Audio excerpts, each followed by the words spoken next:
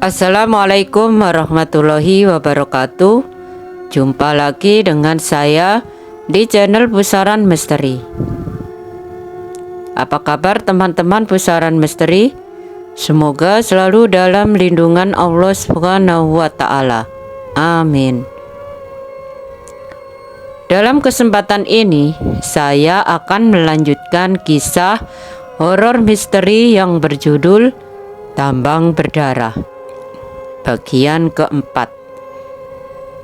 Tambang Berdarah ditulis oleh teman saya Zian di akun sosial media Kaskus. Sebelum saya melanjutkan kisahnya, terlebih dahulu jangan lupa untuk like, komen, dan share video ini. Dan jangan lupa juga klik tombol subscribernya. Nah, baiklah, mari kita simak cerita Tambang Berdarah bagian keempat. Bersama saya, Yulia.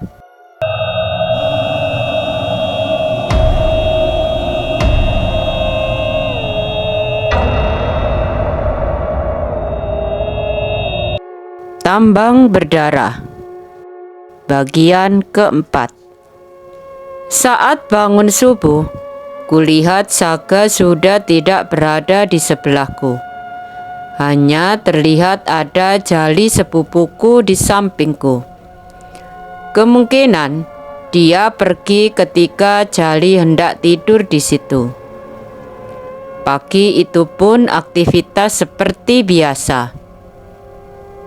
Tidak lama datang Oku ke toko dan bilang terima kasih karena tadi malam aku sudah menyelamatkan dia.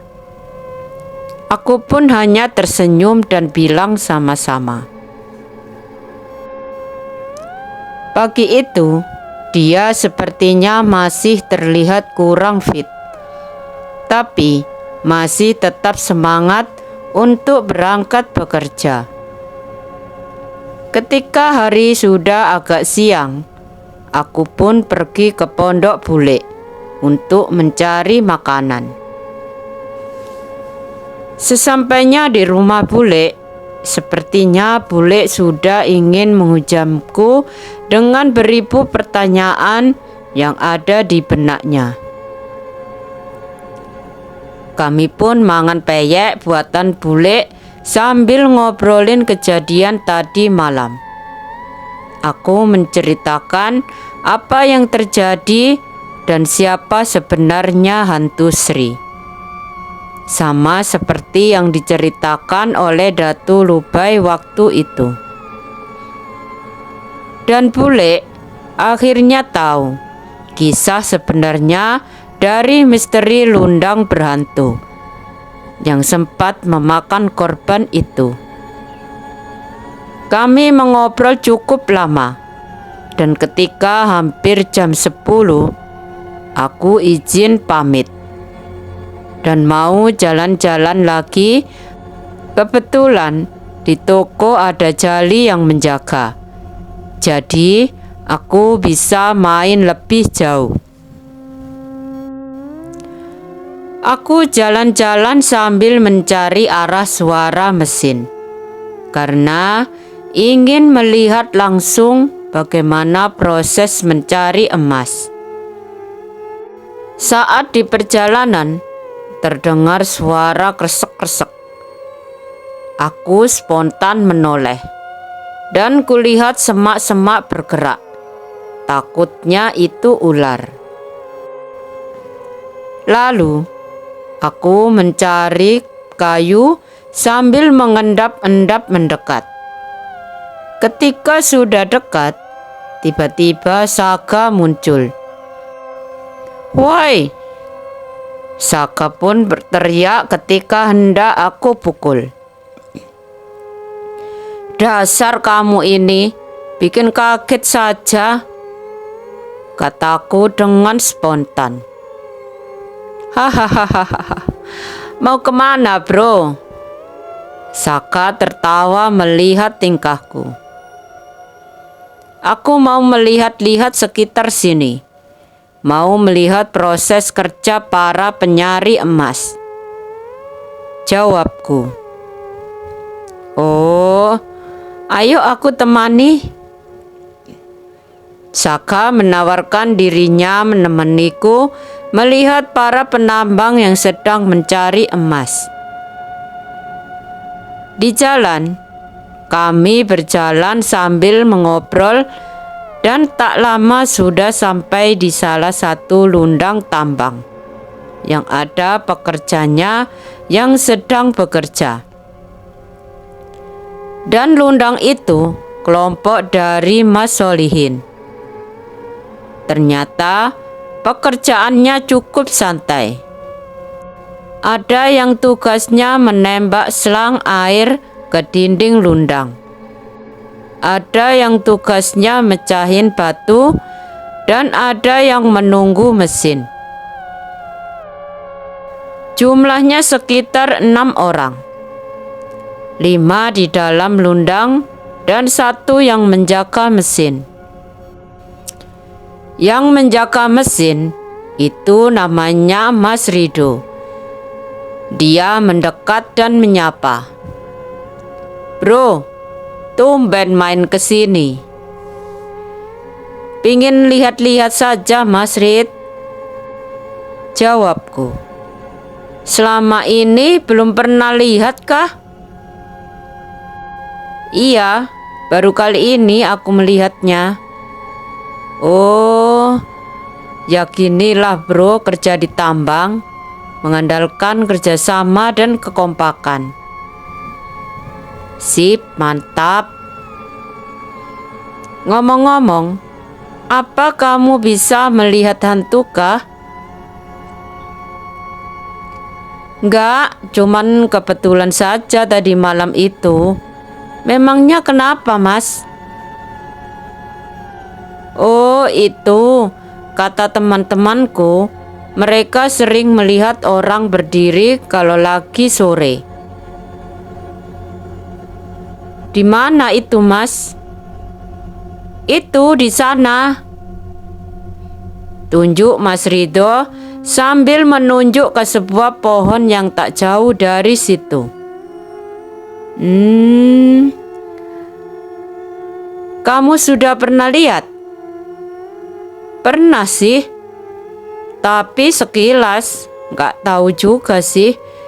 Itu ada yang kulihat atau hanya salah lihat saja," kata Mas Rido. "Serem juga ya di sini, banyak hantu. Teman kami pernah ada yang bunuh diri di situ, bro. Gantung diri. Mungkin itu hantu dia," kata Mas Rido sekali lagi. "Iyakah? Kenapa gantung diri, Mas?" tanyaku makin penasaran. "Nggak tahu. Kejadiannya sekitar 4 bulan lalu. Sore itu, dia teleponan sama keluarganya yang di Jawa. Jadi, dia sendirian di sini. Kami yang muda-muda pada pulang. Tapi, sampai malam tidak pulang kembali. Kami pun khawatir dan menyusul ke lokasi ini. Dan dia sudah ditemukan dalam keadaan tergantung di pohon itu. Mungkin lagi ada masalah dengan keluarganya," jelas Mas Rido. Ngeri juga ya." Tiba-tiba bulu kudukku jadi meremang ketika mendengar penjelasan dari Mas Rido. "Kalau bisa, bantuinlah, bro. Nanti kamu coba ke sana, melihat-lihat apa benar dia menjadi hantu," kata Mas Rido yang memintaku untuk melihat-lihat tempat temannya yang mati tergantung tersebut.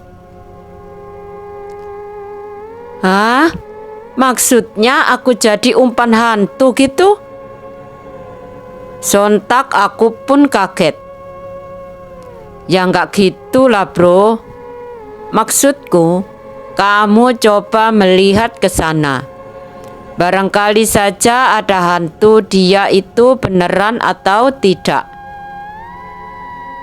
kata Mas Rido. Oh gitu ya. Ya udah aku tinggal ya. Aku mau lanjut kerja dulu. Oke Mas. Mas, kalau gitu aku ke sana dulu ya,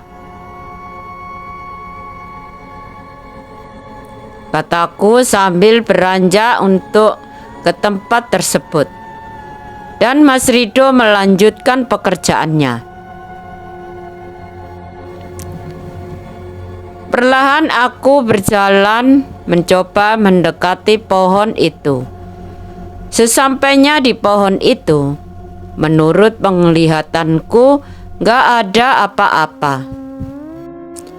Cuma ada pohon besar yang cukup rindang dan sejuk untuk berteduh.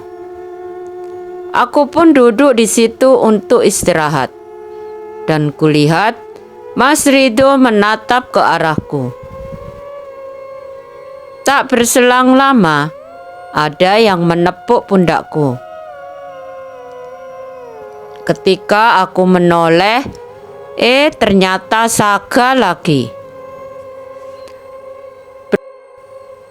Bro, ngapain di sini?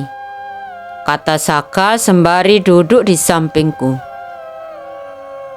Cuman pingin berteduh saja, jawabku singkat. Oh, aku temenin ya. Oh iya, di sini katanya ada hantu. Beneran? Tanyaku sambil melihat Saga. Hahaha, nggak ada, nggak benar itu. Kalau teman aku ada.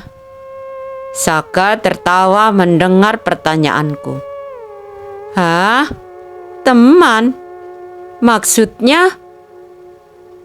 Aku kembali bertanya karena tidak mengerti apa maksud dari Saga.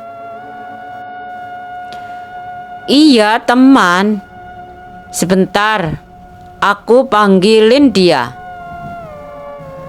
Setelah itu Saga memanggil temannya.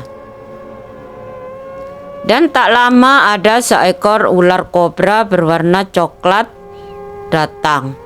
Kemudian berubah wujud menjadi seorang anak muda.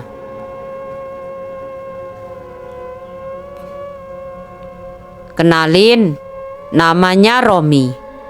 Dia pandai banyak bahasa karena sudah lama di sini. Saga memperkenalkan temannya kepadaku. Romi, kesini. Ini kenalin teman baruku. Namanya Jian, keponakan pemilik toko baru itu. Romi pun mendekati kami berdua. Salam kenal bang. Romi terlebih dahulu memperkenalkan dirinya. Ya, salam kenal juga, jawabku sambil tersenyum. Dia ini temanku. Memang dia suka jahil, nakut-nakutin pekerja yang di sana. Dia sering menampakkan diri di sini dengan bentuk menyeramkan, kata Saga sambil menunjuk ke arah anak buah Mas Solihin. Oh, kamu ternyata. Usil banget juga ya kamu, kataku sambil tertawa. Hahaha, namanya juga Jin bang. Aku biasanya setiap sore sering kesini untuk tidur. Jadi, Terkadang kalau aku terganggu dengan suara mesin mereka, aku takut-takutin mereka," kata Romi. "Terus mereka lari?" tanyaku. "Enggak, mereka itu lebih takut tidak mendapatkan emas daripada hantu," hahaha, jawab Romi. "Kamu ini ada-ada saja, Rom." "Tapi setidaknya aku senang, Bang. Jadi bisa tidur nyenyak, tidak terganggu dengan suara-suara mesin yang bising itu," jawab Romi. Di sini beneran ada orang gantung diri ya? Kan kamu sering main di sini, berarti tahu dong kejadian 4 bulan lalu?" tanyaku pada Romi. "Tahu lah, Bang. Salah satu pekerja di Lundang itu kan?" jawab Romi sambil menunjuk ke kelompok Mas Solihin. "Gimana ceritanya? Bisa ceritain nggak?" tanyaku sambil memandang Romi dengan serius. "Serius amat itu muka, Bang." Boleh, bentar ya." Waktu itu, aku lagi berteduh di sini bersama Saga. Setelah capek, kami bermain kejar-kejaran anak tikus. Romi pun mulai bercerita.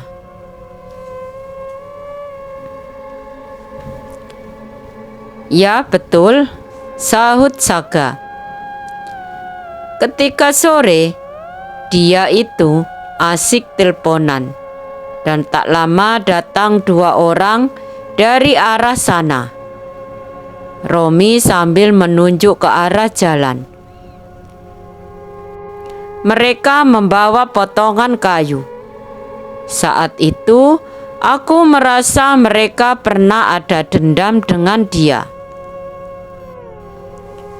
Dan 2 orang tadi memang sengaja mengintai. Karena dia asik teleponan, dia tidak menyadari ada orang yang mendatanginya. Orang 2 tadi datang dan langsung memukul kepalanya hingga pingsan. Kemudian mereka membawanya ke pohon ini dan menggantungnya dengan seutas tali." "Oh, jadi itu pembunuhan, bukan bunuh diri?" tanyaku makin penasaran. "Iya, dia itu dibunuh, bukan bunuh diri," tegas Romi. "Setelah itu pembunuhnya kemana?" tanyaku kepada Romi. "Mungkin dia meninggal, mungkin juga tidak." "Hah? Kok bisa?" Aku masih belum paham dengan cerita Romi. "Ya mati, soalnya kan digigit sama Romi," jawab Saga. "Iya Bang, aku gigit. Soalnya sewaktu mereka selesai menggantung dia, aku lagi istirahat di bawah pohon ini, di bawah tumpukan daun kering. Sedangkan Saga di atas pohon. Salah satu dari pembunuh itu naik ke atas pohon itu untuk menggantung dia. Pas dia turun, dia loncat dari atas dan terjun mengenai ekorku. Mungkin dia tidak melihat karena warnaku coklat yang warnanya sama seperti daun kering. Aku marah dan kugigit kakinya. Yang satunya karena melihat temannya digigit, dia mengejarku memakai kayu. Dan Saga lompat dari atas pohon untuk menggigit yang mengejar itu. Setelah itu kami lari. Jelas Romi. Terus mereka gimana?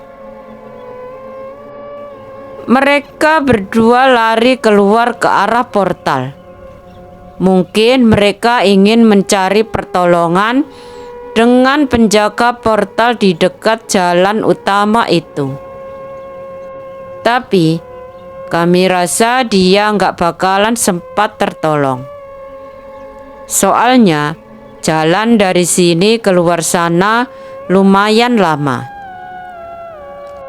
Sebenarnya kami itu tidak mau ikut campur urusan manusia, meskipun itu pembunuhan tepat di hadapan kami. Tapi karena dia mengganggu kami, ya terpaksa kami bertindak. Lanjut Saga. Ya benar juga ya. Setidaknya dia sudah mendapatkan pembalasan. Oh iya, aku pulang dulu ya. Sudah tengah hari. Takutnya aku dicariin Jali karena sudah lama perginya, kataku sambil berdiri yang hendak pulang. Oh iya bang, kapan-kapan mampir lagi ya ke sini. Tiap sore aku berteduh di sini kok, kata Romi. Oke, kalau ada waktu ya, jawabku. Aku ikut kamu pulang ya bro, kata Saga.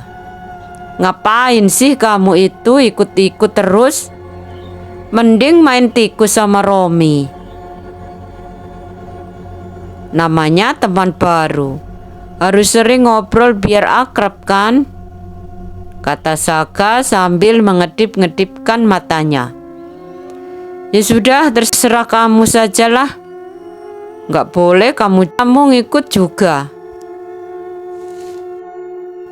Kami pun berdua kemudian pulang menuju ke toko. Dan di tengah perjalanan, sejenak aku terdiam. Kulihat sekelilingku. Aku merasa jalannya sedikit aneh. Sepertinya berangkat tadi bukan lewat jalan ini. Karena merasa aneh, aku bertanya kepada Saga. Ini jalan kemana ya? Ini jalan menuju Paku Alam, jawab Saga. Maksudnya, aku nggak ngerti Saga. Tanyaku kepadanya karena aku belum paham apa maksud dari Saga. Tempat ini tempat makam orang-orang zaman dahulu. Mereka menyebutnya Paku Alam. Jelas Saga. Kok jadinya ngeri gini sih Saga? Gak tahu juga. Mungkin karena adat orang-orang dahulu. Makam ini sudah berumur sekitar 200-an tahun, ujar Saga. Kalau gitu, temenin aku ke sana yuk. Karena penasaran, aku mengajak Saga ke lokasi yang dimaksud itu. Kami berdua mendekati lokasi makam tersebut. Luasnya tidak terlalu luas, namun cukup membuat bulu kuduk merinding. Di situ terdapat sekitar lebih dari 30 peti mati yang semuanya diletakkan di atas pohon, bukan dikubur di dalam tanah. Pohon besar ditebang sekitar panjangnya 1 meter dan sisanya di atas permukaan tanah. Dan peti matinya diletakkan di situ. Pulang yuk, ajak Saga.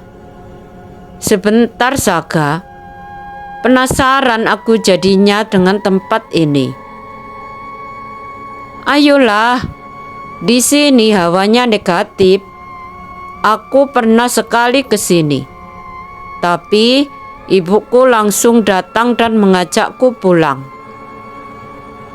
Saga bersikeras minta kembali pulang. Kenapa? Ada apa dengan tempat ini, Saga? Rasa penasaranku makin besar. Katanya, yang punya wilayah ini kurang ramah. Mereka dari koloni Kalajengking. Tidak sedikit para pekerja yang kalau nyasar ke sini nggak bisa pulang lagi dan akhirnya menghilang. Jelas Saga. Hah? Ayolah kalau gitu kita pulang saja. Aku pun segera beranjak dari tempat itu karena takut terjadi sesuatu yang tidak aku inginkan. Kami kemudian lanjut bergegas untuk pulang. Sesampainya di toko, aku ditanyain sama Jali. Dari mana saja tadi? Sudah hampir jam 1 siang, baru pulang. Habis melihat-lihat orang kerja, Kak, dan tidak sengaja nyasar di area makam kuno. Jawabku. Jali mendengar itu langsung terkejut. Dia bilang, hati-hati kalau ke situ. Itu bekas pemakaman orang suku Dayak zaman dahulu yang sudah ditinggal penduduk. Konon katanya banyak penambang yang hilang di situ. Jangan ke sana lagi ya. Iya, Kak. Waktu berganti. Tak terasa hari sudah malam. Dan seperti biasa, mereka berkumpul di tenda TV. Aku mencari Mas Ridho untuk menceritakan semua apa yang diceritakan oleh Romi tentang kematian salah satu temannya itu. Susah juga sih kalau kasusnya sudah begini. Dilaporin polisi juga nggak bakalan bisa diproses. Kalau pelakunya juga sudah meninggal. Mudah-mudahan saja teman kami tenang di alam sana, ucap Mas Ridho. Amin, Mas. Malam itu tidak ada hal-hal yang aneh. Kami menonton TV seperti biasanya, sambil disuguhi cemilan oleh bule. Hari demi hari sudah aku lalui bersama mereka. Tidak ada lagi kejadian yang aneh-aneh. Aku punya banyak kenalan dan teman. Ditambah lagi ada Saga yang semakin akrab denganku. Bahkan hampir setiap malam dia tidur di tempatku. Hampir genap 1 bulan, pamanku datang untuk menjemputku pulang. Karena aku janji cuman 1 bulan saja ikut ke lokasi tambang. Sekitar jam 8 pagi, ada panggilan di HP Jali. Dan ternyata itu adalah pamanku yang menyuruh Jali untuk turun mengambil belanjaan yang baru dia bawa. Sekitar 1 jam, mereka sudah datang membawa banyak barang perlengkapan alat mesin dan sembako. Aku seperti biasanya membantu menurunkan dan menyusun ke tempatnya. Kemudian datanglah bule ke toko kami. "Kok lama, Bah? Gak kesini?" tanya bule kepada paman. Bule memanggilnya Abah kepada paman. "Iya bule, banyak kerjaan di rumah sana. Jadi baru sempat sekarang. Sekalian mau bawa anak ini pulang," jawab paman sambil menunjukku. "Pulangkah kamu, bro?" tanya bule kepadaku. "Iya bule," jawabku. "Siapa? Bro? Wah, akrab banget panggilannya ya." Paman tertawa mendengar bule memanggilku dengan sebutan bro. "Enggak, Bah. Gini loh. Kan anak-anak di sini pada nggak tahu namanya. Jadi mereka memanggilnya Zembro aja gitu, Bah," jelas bule. "Oh gitu. Hahaha. Bagus juga namanya." Paman semakin ketawa ketika dijelaskan oleh bule. "Nanti tengah hari jangan lupa makan ya, Bah. Itu ada banyak sayur saya bikin," kata bule sebelum pulang. "Ya, makasih bule," jawab paman.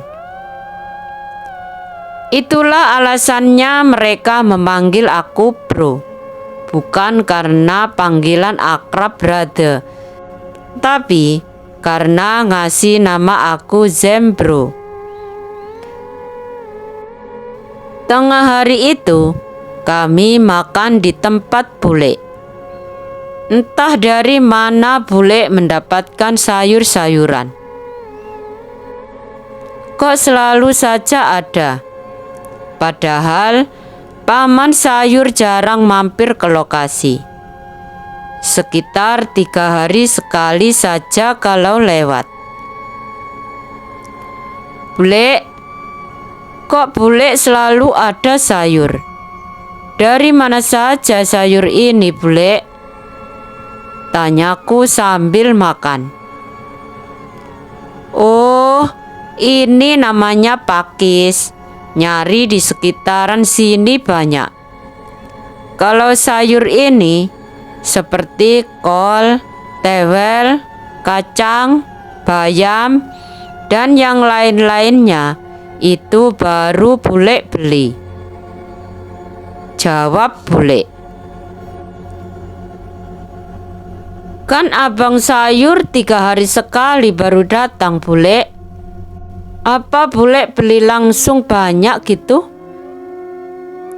"Enggak, ini Pak Le yang beli di Mamuju." "Di kota, bule?" Bukan itu maksudnya. Itu loh di lokasi atas. Sekitar 3 kilometer lagi naik ke atas. Nanti ada juga perkampungan para penambang. Ada 2 kampung di situ. Ada Mamuju, ada Mantike. Tapi Mantike ini ada di sebelah sungai. Ambil kiri, sedangkan Mamuju ambil lurus. Pak Le tiap habis subuh biasanya beli sayur ke sana, jelas bule. Tidak lama ada suara berdesis, dan ternyata ada seekor ular kobra. Bule yang melihat lebih dulu, ular itu berada di tumpukan kayu bakar. Langsung mengambil sebilah kayu untuk memukulnya. Namun, pamanku langsung melarang bule supaya jangan ke situ karena berbahaya.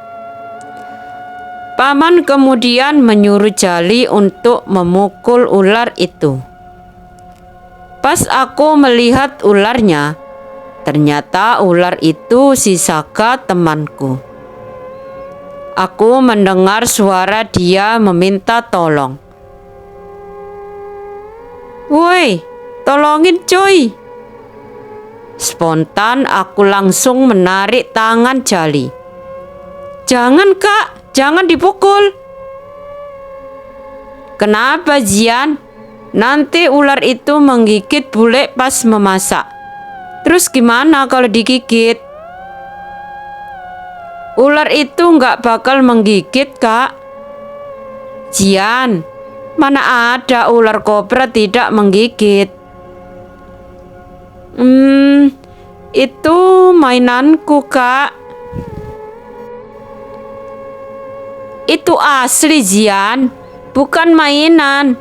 Ada-ada saja kamu ini." "Maksudnya aku sering main sama ular itu kak. Kan kasihan, dia temanku kak." "Jian, jangan bercanda kamu. Jangan halangi aku. Nanti keburu pergi jauh ularnya." Aku pun berusaha menghalangi Jali supaya tidak memukul ular itu. "Kalau nggak percaya, sini aku yang tangkap saja." Dengan cepat ku ambil kayu di tangan Jali, dan kayu itu aku buang. Dan kemudian ku tangkap ular itu, dan ku perlihatkan kepada mereka. Sambil ku ciumi kepala ularnya dan bilang, "Tuh, kan gak berbahaya. Aku dan dia sering bermain bersama." Paman, Jali, dan bule memandangku dengan heran. Setelah itu, aku pun bergegas keluar untuk melepas ular itu, dan dia pun pergi. Kemudian aku balik lagi ke dalam dan melanjutkan makan. Setelah selesai, aku keluar untuk kencing, mencari tempat sepi di bawah pepohonan dan kencing di situ. Gak lama, ada suara orang berteriak, "Woi, permisi dulu kalau kencing. Jangan asal cur saja. Bahaya itu nanti." Demikianlah kisah tambang berdarah bagian keempat. Siapakah yang menegur Jian saat kencing? Dan kenapa dilarang kencing sembarangan? Temukan jawabannya di kisah tambang berdarah selanjutnya. Agar kalian tidak ketinggalan cerita selanjutnya, jangan lupa untuk klik tombol lonceng notifikasinya di pusaran misteri. Sekian dari saya, sampai jumpa di kisah selanjutnya. Akhirul kalam, wassalamualaikum warahmatullahi wabarakatuh.